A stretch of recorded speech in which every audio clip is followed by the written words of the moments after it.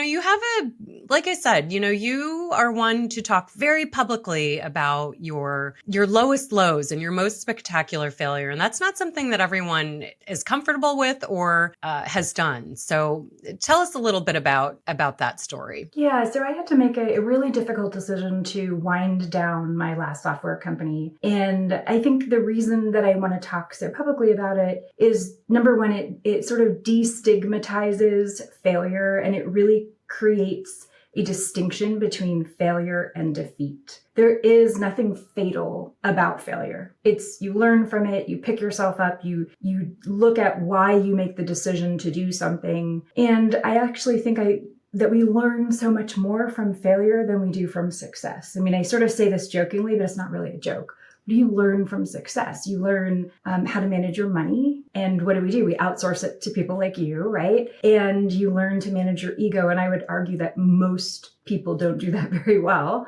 So really, I think you learn much more from failure than you ever do from success. And only if you're not conflating it with defeat. So I think being willing to speak very publicly about it is really important because it destigmatizes it. It makes people realize there's nothing wrong with it. And actually, ironically, in Silicon Valley, in a way, it's almost a badge of honor, right? It's like, yeah, I failed, picked myself up, figured out what I'm going to learn from it and move on. And so for me, that was almost like the fire. It lit a fire in me to say, what am I going to do next?